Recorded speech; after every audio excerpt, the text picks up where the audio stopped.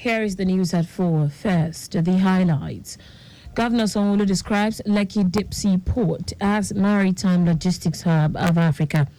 House of Representatives charges President Tinubu to take tough decisions on rising security challenges. On the foreign scene, Ethiopia federal body admits starvation deaths in Tigray region.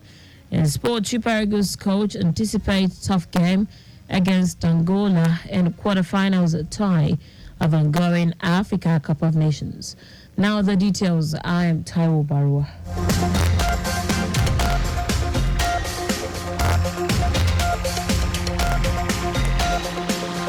Lagos State Governor Babajide Sanwo-Olu has described the Lekki Deep-Sea Port as a project that has enshrined the name of the state and Nigeria in the global maritime business, saying Lekki is fast emerging as the hub of maritime logistics in Africa.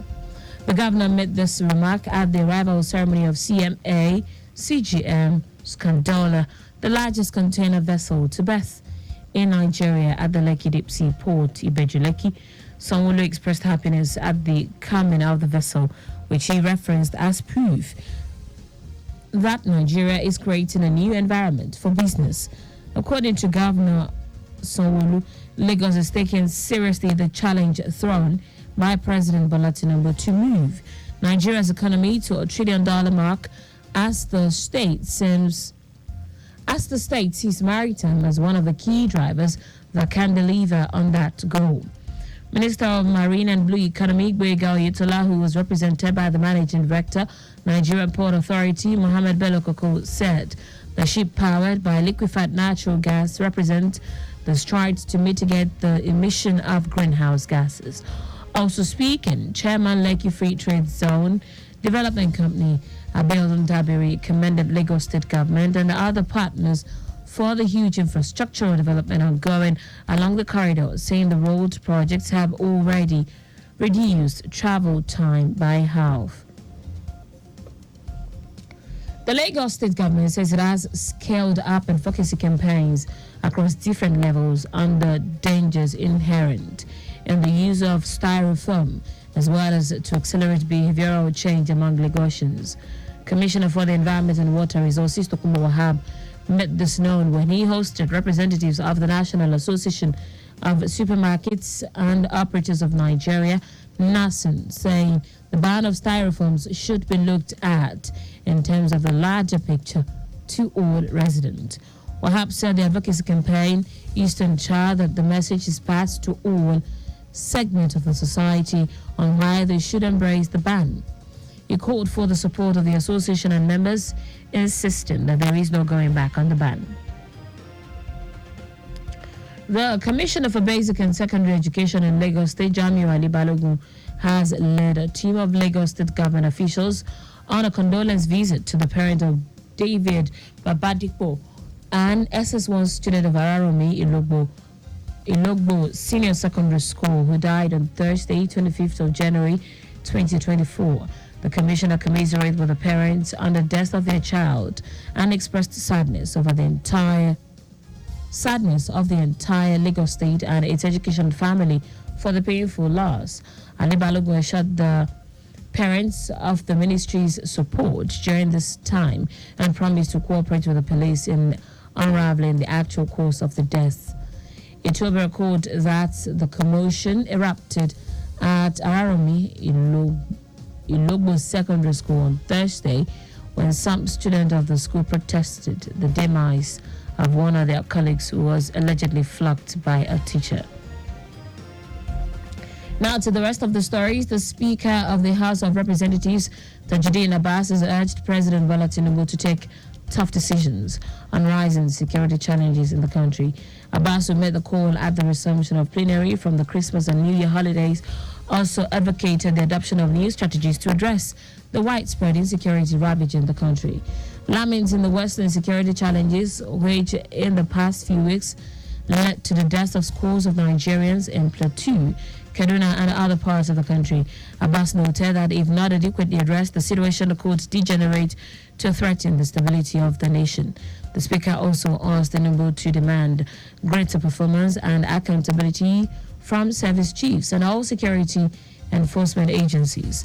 Abbas also reiterated plans to convene a national security summit where stakeholders from diverse sectors ranging from security, traditional and religious institutions, academia, civil society, and more will forge enduring solutions to the security woes.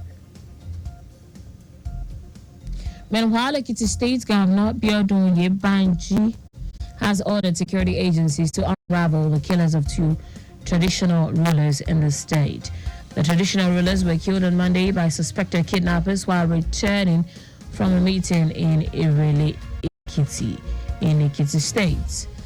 Reacting in a statement by his media aide in Yebode, the governor condemned the dastardly attack on the Okiako area in the Ikole local government area of the state.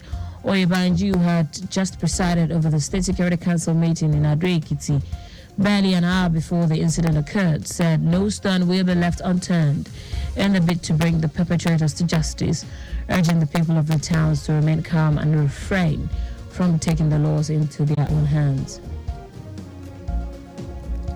The federal government has inaugurated a 37-man tripartite committee on national minimum wage. Vice President Kashim Shettima, who inaugurated the committee at the Council Chamber of the Presidential Villa Abuja, charged them to ensure the timely submission of their recommendations. Shettima said the decision to set up the committee is in recognition of the need to ensure a decent living wage and in compliance with the existing National Minimum Wage Act of 2019, which will expire in a few months from now. The committee, chaired by the former head of the Civil Service of the Federation, Goni Bukar RG, is made up of members of the organized labor, the private sector, and the federal and state government. In foreign news, Ethiopia's Federal Ombudsman Institute has confirmed that close to 400 people have died in Tigray and Amara regions due to drought-induced starvation.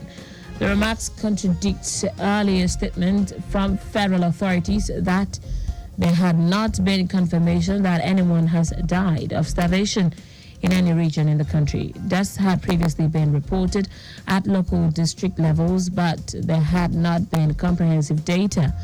The institute said an assessment by its team of experts revealed that millions were impacted in the two regions and tens of thousands had already been displaced. The institute head, Ndale Haile, said the deaths occurred in the past 6 months. In sport now, Super Eagles head Jose Pesiro says he is looking forward to a difficult duel against Angola. Nigeria and Angola will battle for place in the semi-final at the ongoing 2023 Africa Cup of Nations on Friday. Pesiro says his players must be at their best to get a win in the game. He says the players are ready for the quarterfinals, will have more training, more practice before the game, and give their best against the Angolans. The encounter is slated for the Felix Bagne Stadium, Abidjan. That's it on the news at 4, but just before we go, always drive within the specified speed limit. You can follow us and like all our various social media platforms: X, formerly Twitter, Lagos Traffic 961, Instagram, Lagos Traffic Radio 961. Watch us live on Facebook, Lagos Traffic Radio 96.1 FM. On YouTube, subscribe and watch all our previous programs and news on our channel, Traffic Radio 961. Did you know that's the Sanwo-Olu administration initiated 500 hectares rice farm technology intervention project? You can get more details on the Lagos State Government website. To end the news, here are the highlights of the major stories. Lagos State Governor Babajide Sanwo-Olu has described the Lekki Deep Sea Port as a project that has enshrined the name of the state and Nigeria in the global maritime business. The governor made this remark at the arrival ceremony of the CMA CGM Scandola, the largest container vessel to best in Nigeria, at the Lekki Deep Sea Port, Ibeju Lekki. The Speaker of the House of Representatives, Tajuddin Abbas, has urged President Bola Tinubu to take tough decisions on rising security challenges in the country. We also told you that Ethiopia's Federal Ombudsman Institute has confirmed that close to 400 people have died in Tigray and Amhara regions due to drought-induced starvation. In sports, Super Eagles head coach Joseph Asiro said he is looking forward to a difficult duel against Angola in the quarterfinals at the ongoing 2023 Africa Cup of Nations on Friday. For contacts with the newsroom, send a message to Lagos Traffic Radio at lagostate.gov.ng.